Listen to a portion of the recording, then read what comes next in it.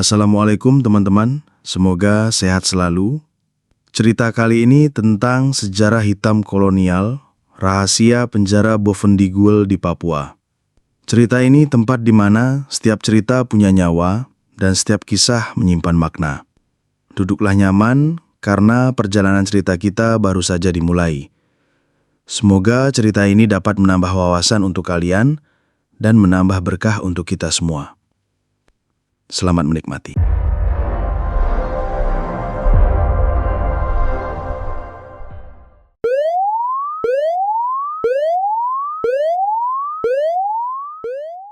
Bayangkan sebuah tempat, jauh di pedalaman Papua, hutan lebat, penuh kabut, suara burung yang asing, dan sungai besar yang berliku bak ular raksasa.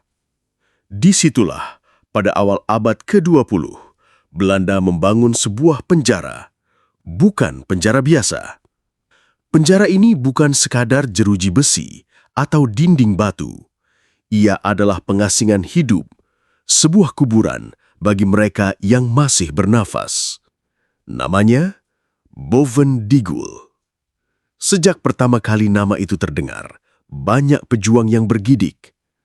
Karena sekali kau dikirim ke sana, jangan pernah berharap pulang. Bovendigul adalah tempat pembuangan tanpa pengadilan. Kau tak perlu terbukti bersalah.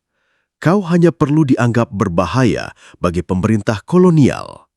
Dan berbahaya itu artinya kau mencintai tanah airmu. Kau berani bermimpi Indonesia merdeka. Bayangkan dirimu menjadi seorang aktivis muda di era itu. Kau bersuara lantang menentang Belanda. Kau menulis pamflet, menggerakkan rakyat, memimpin rapat-rapat rahasia. Dan pada suatu malam, ketika dunia terlelap, pintu rumahmu digedor. Serdadu kolonial menyeretmu keluar, tanganmu diikat, dan tanpa surat keputusan pengadilan, kau sudah dianggap musuh negara. Besoknya, kau berada di atas kapal uap, menyeberangi laut menuju ujung timur dunia. Kapal itu perlahan merapat di sebuah dermaga kayu, dikelilingi kabut tebal. Di hadapanmu, hanya terlihat hutan yang begitu rapat, sungai berarus deras, dan tanah yang seakan tak tersentuh peradaban. Kau menginjakkan kaki, dan suara pertama yang kau dengar adalah, "Selamat datang di Diguel. Disinilah kalian akan dikubur hidup-hidup." Kata-kata dingin itu menusuk lebih tajam daripada belati. Para tentara tertawa dingin, sementara para tahanan menunduk. Mereka sadar hidup mereka tak lagi milik mereka sendiri.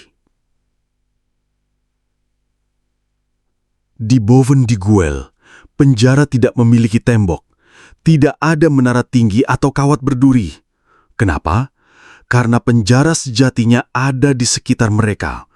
Hutan Papua yang ganas, rawa-rawa penuh malaria, sungai yang dihuni buaya, dan tanah asing yang tak mengenal ampun.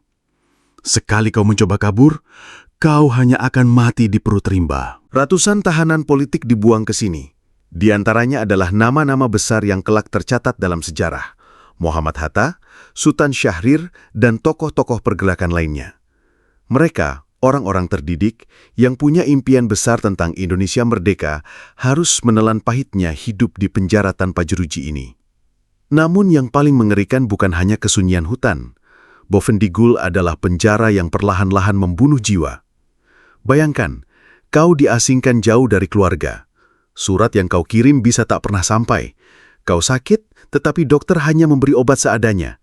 Dan jika kau mati, tubuhmu hanya ditanam begitu saja di tanah lembab, tanpa nisan, tanpa doa, tanpa keluarga yang menangis. Bovendigul bukan hanya tempat pengasingan. Ia adalah alat politik kolonial untuk menakut-nakuti siapapun yang berani melawan. Pesannya jelas, lawan Belanda dan kau akan kami kirim ke ujung dunia. Hilang dari ingatan rakyatmu, hilang dari sejarah. Tetapi sejarah tidak bisa dikubur selamanya. Dari balik kabut Papua, suara-suara perlawanan itu tetap bergema. Mereka yang terbuang justru menemukan cara untuk tetap menulis, tetap berdiskusi, tetap merawat api perjuangan di tengah kegelapan. Dan api itu, meski hampir padam, tetap menyala. Boven Digul, sebuah nama yang hingga kini masih menyimpan rahasia kelam. Apakah kau siap mendengar kisah lebih dalam tentang bagaimana para pejuang bertahan di neraka yang diciptakan kolonial?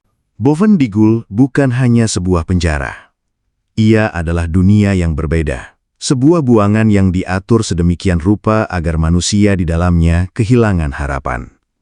Di sekelilingnya, hutan rimba Papua menjulang bagai benteng alami yang tak bisa ditembus. Pohon-pohon tinggi yang berusia ratusan tahun berdiri rapat. Akar-akarnya melilit tanah basah, menyimpan rahasia kelam di setiap lekuk batangnya. Serangga berdengung tanpa henti, ular melata di semak, dan kabut pagi menutupi pandangan seakan bumi menolak para penghuni buangan itu. Tak ada tembok tinggi di sana, tak ada kawat berduri yang membatasi langkah.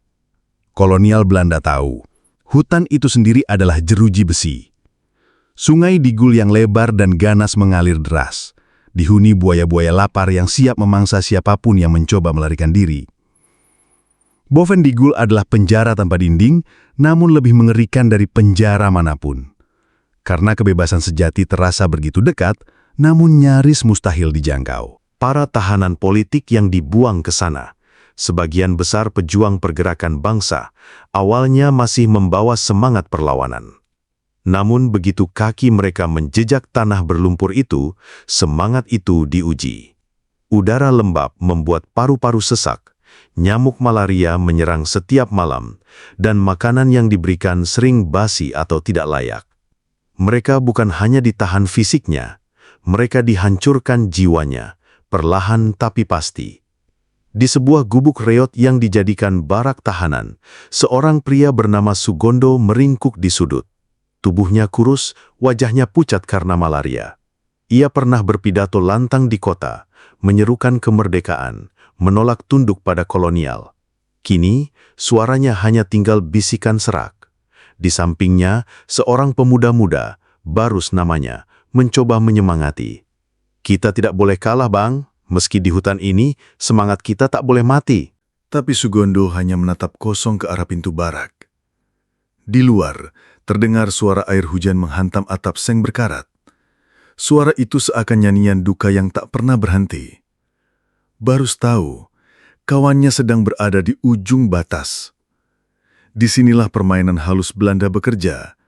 Mereka tidak selalu memenjarakan dengan borgol, melainkan dengan kesepian, penyakit, dan keterasingan. Boven Digul dikenal sebagai tanah buangan bagi mereka yang dianggap berbahaya oleh penguasa kolonial. Berbahaya bukan karena senjata, melainkan karena kata-kata, karena gagasan tentang kebebasan.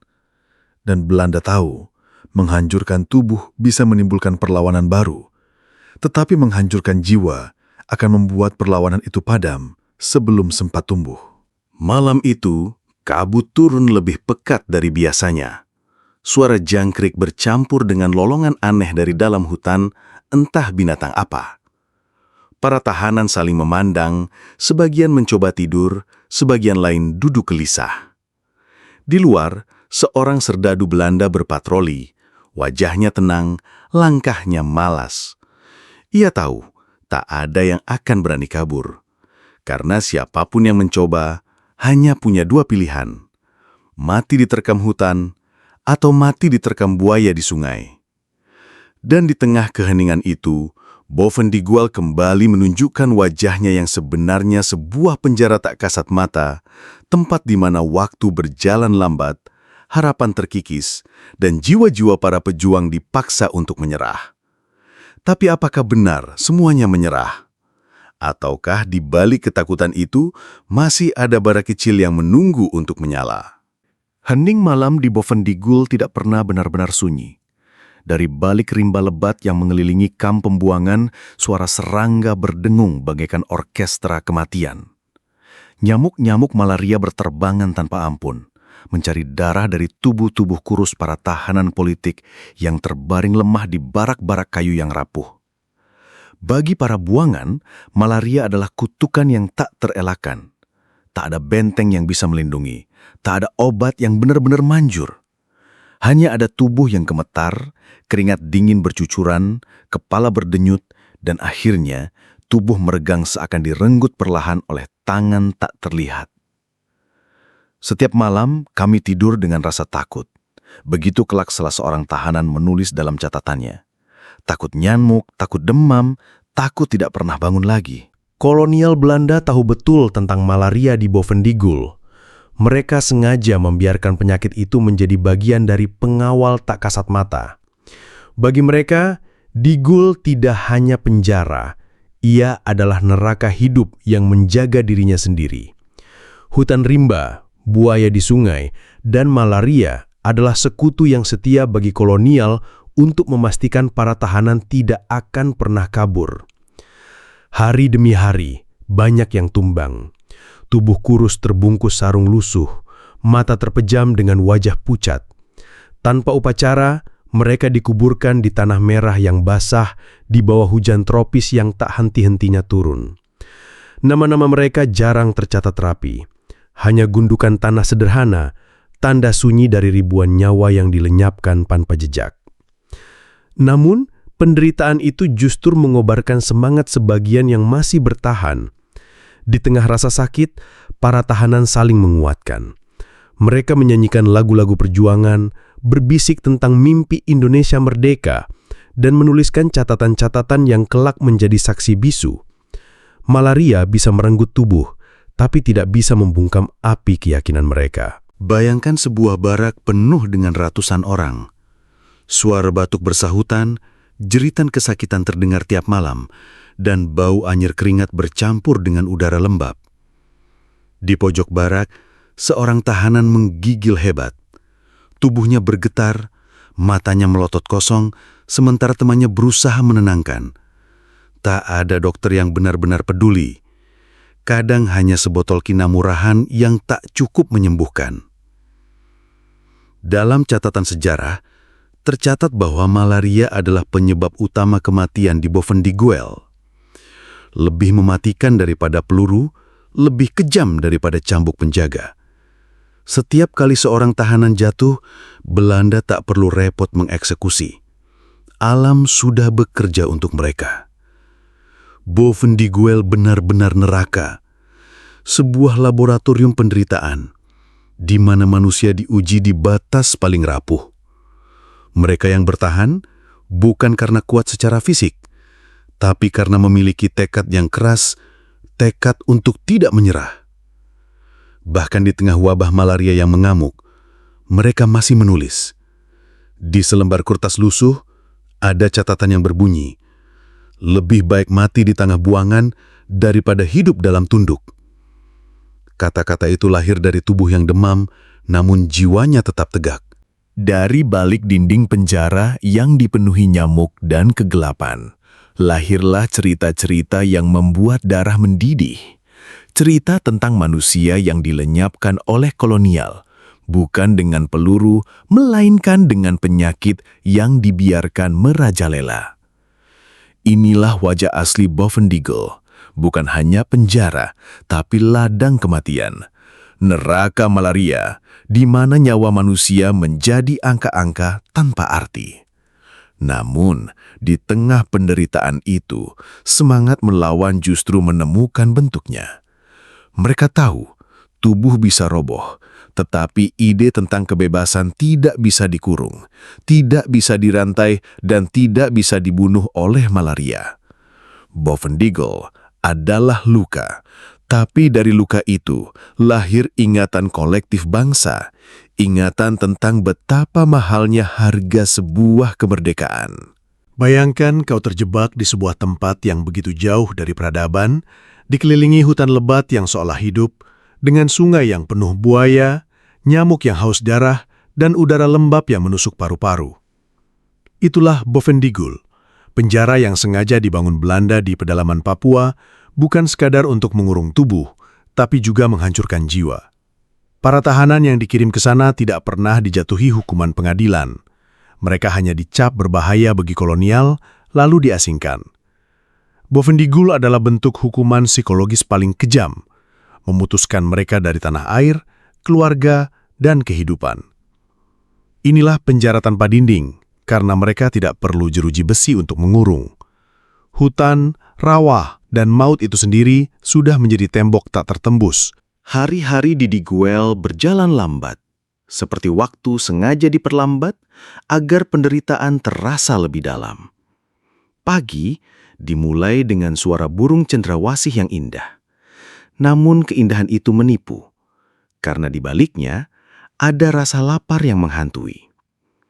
Persediaan makanan yang dikirim Belanda selalu kurang, sering basi sebelum sampai. Nasi berbau tengik, ikan asin yang hampir membusuk, atau jagung kering yang keras sebagai batu. Para tahanan terpaksa menelan demi bertahan hidup. Dan malam di Diguel adalah kengerian tersendiri. Bayangkan gelap yang benar-benar pekat, tanpa cahaya listrik. Hanya pelita kecil yang redup, sementara suara hutan meraung. Lolongan anjing hutan, pekikan burung malam, dan desiran sungai yang menelan apapun yang jatuh ke dalamnya. Banyak tahanan mengaku tidak bisa tidur, seakan setiap suara adalah bisikan maut. Sunyi di Diguel bukanlah ketenangan, melainkan senjata psikologis yang kejam. Kesepian membunuh perlahan, membuat para tahanan kehilangan semangat. Mereka tak bisa berkomunikasi dengan keluarga, hanya mengandalkan surat yang jarang sekali sampai. Itu pun sering disensor habis-habisan oleh pemerintah kolonial. Bayangkan, seorang ayah hanya bisa menulis 3 baris untuk anaknya, sementara rasa rindu itu menumpuk, menyayat hati tanpa pernah tersampaikan sepenuhnya. Di antara para tahanan, banyak tokoh pergerakan yang terkenal. Muhammad Hatta, Sultan Syahrir, sampai tokoh-tokoh buruh dan petani yang dianggap membahayakan kekuasaan Belanda. Namun di Diguel, mereka semua sama, lapar, sakit, dan kehilangan harapan. Bahkan yang paling teguh pun kadang menangis diam-diam di sudut barak, takut terlihat lemah di mata kawan seperjuangan. Bovendigul memang tidak dirancang untuk eksekusi langsung. Tidak ada tiang gantungan atau regu tembak di sana. Tetapi itulah kejahatan tersembunyi Belanda. Mereka tidak membunuh dengan peluru, melainkan dengan waktu. Setiap hari di Diguel adalah siksaan yang lambat, perlahan, tapi pasti. Orang mati bukan karena ditembak, melainkan karena malahia, kelaparan, atau putus asa. Yang paling tragis, banyak tahanan yang akhirnya kehilangan akal sehat. Mereka berjalan linglung di sekitar barak, berbicara sendiri atau berteriak di malam hari, seakan hutan telah menelan kewarasan mereka. Ada yang memilih bunuh diri, melompat ke sungai, menyerahkan tubuhnya pada buaya. Karena bagi sebagian orang, mati lebih baik daripada hidup tanpa harapan di ujung dunia. Sunyi yang membunuh. Itulah wajah lain dari Bovendigul. Penjara ini adalah simbol betapa kejamnya kolonialisme yang tidak hanya merampas tanah, tetapi juga jiwa manusia. Namun, di tengah kegelapan itu, ada sesuatu yang justru lahir semangat melawan yang tak bisa padam. Karena meski tubuh mereka terkurung, hati para tahanan tetap menyala. Bovendigul gagal membungkam mimpi tentang kemerdekaan. Dan justru dari lembah sunyi inilah lahir cerita-cerita tentang keberanian yang kelak membakar semangat bangsa. Bayangkan, sebuah tempat di pedalaman Papua yang nyaris tak tersentuh peradaban, hutan yang tak ada ujungnya, rimba yang seolah menelan siapapun yang berani masuk. Di sanalah, di Bovendigul, para tahanan kolonial yang tak kuat lagi menghadapi kerasnya kehidupan seringkali memilih satu jalan, kabur ke hutan belantara. Namun, kabar yang menyebar dari mulut ke mulut membuat bulu kuduk siapapun berdiri. Mereka yang lari ke dalam hutan jarang sekali kembali. Hutan di sekitar Bovendigul bukan sekedar hutan. Itu adalah labirin kematian. Pepohonan raksasa menjulang, akar-akar menjebak, dan rawa-rawa yang diam-diam menyedot tubuh manusia. Binatang buas mengintai setiap langkah. ular piton sebesar batang pohon, buaya yang berdiam di sungai, hingga serangga beracun yang bisa melumpuhkan tubuh hanya dengan satu gigitan. Para tahanan tahu itu semua, tetapi sebagian tetap nekat.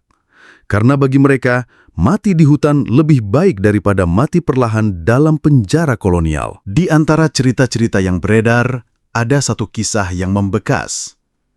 Seorang tahanan bernama Yusuf, bekas guru di Jawa, memutuskan kabur bersama 3 temannya.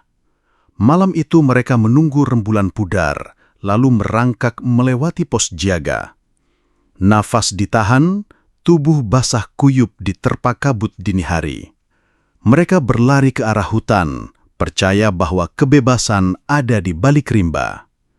Tapi, hari-hari berikutnya menjadi kabar buram.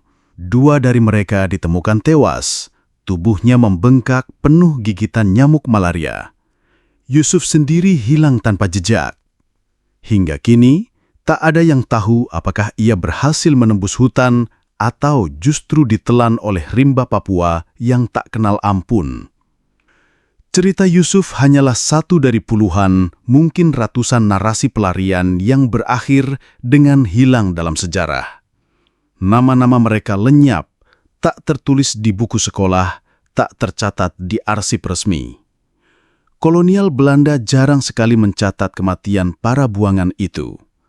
Yang ada hanyalah angka, data dingin tanpa nama, sementara kisah hidupnya dibiarkan membusuk bersama tanah merah di Guel.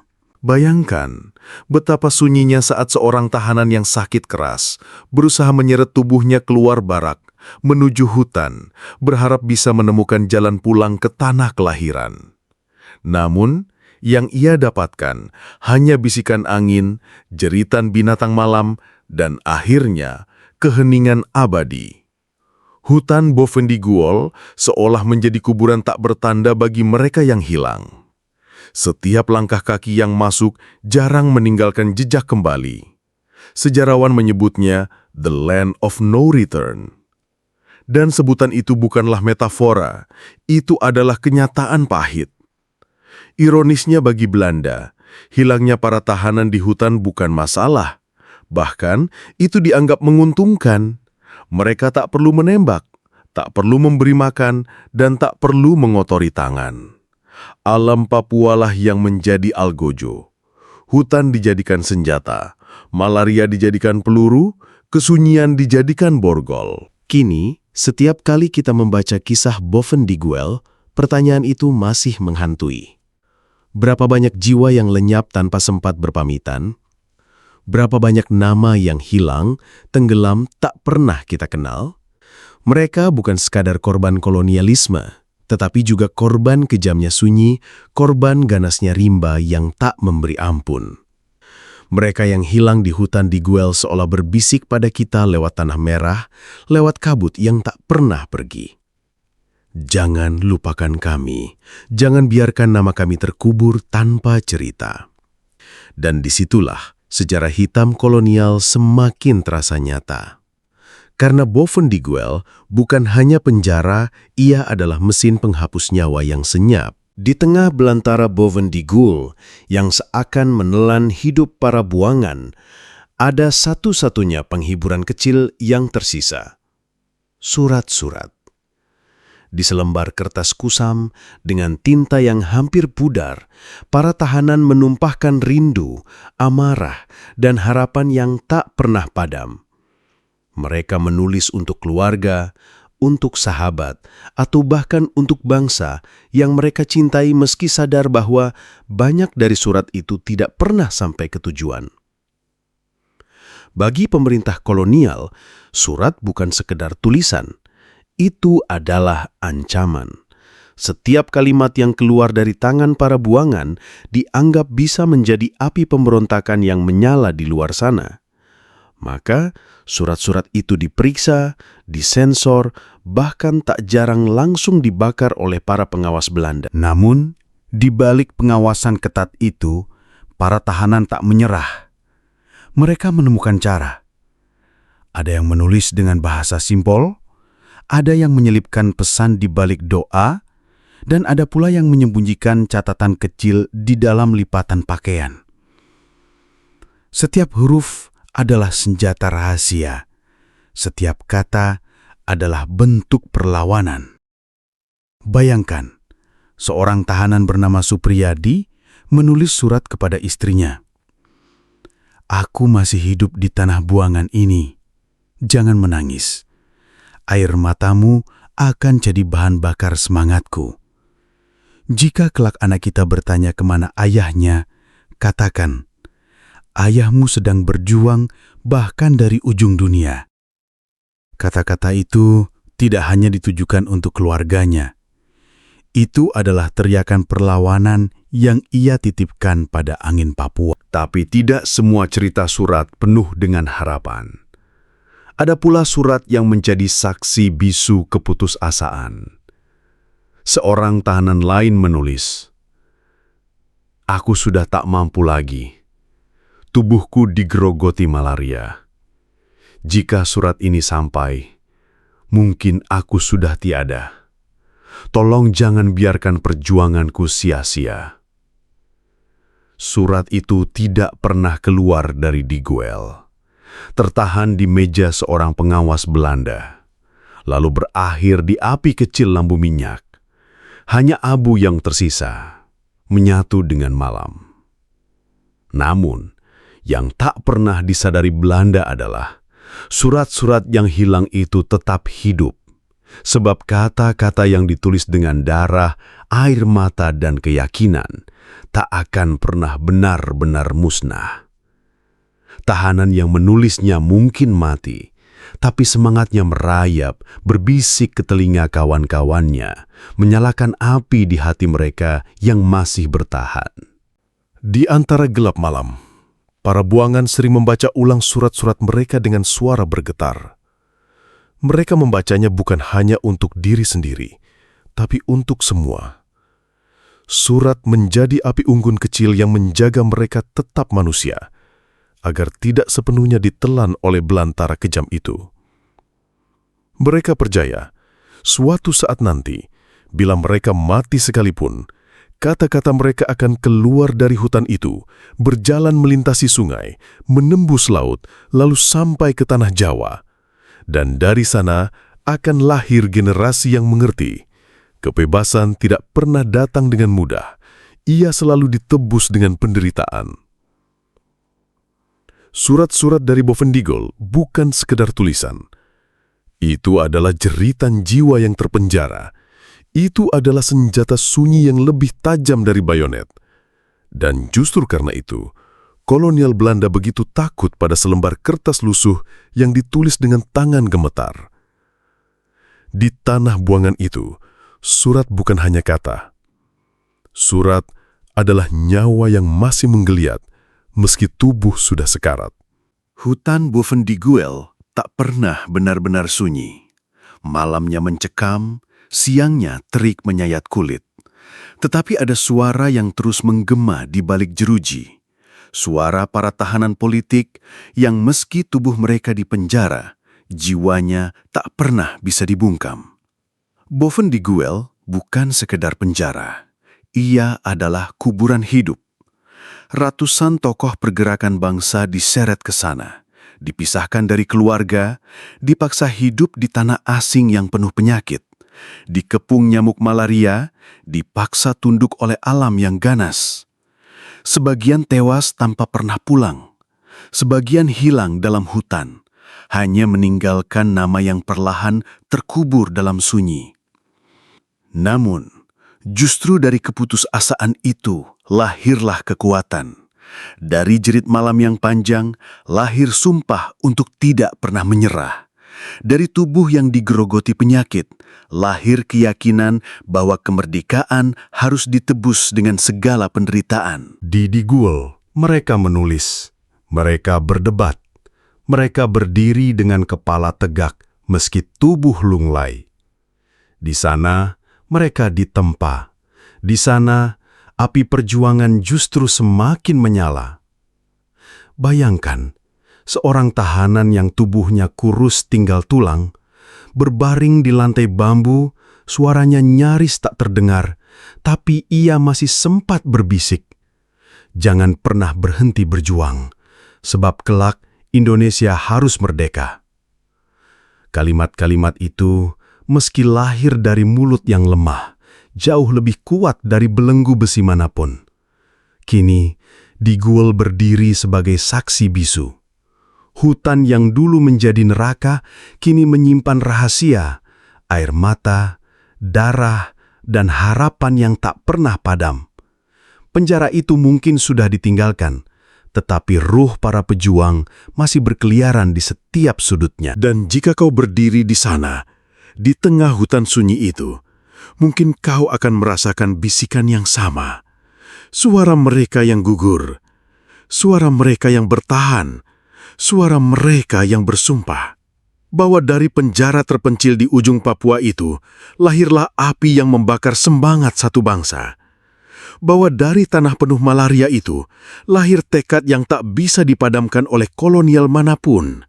Dan pada akhirnya, meski mereka mencoba membunuh tubuh, mereka gagal membunuh mimpi. Karena mimpi itu, kini telah menjelma menjadi nyata, Indonesia yang merdeka.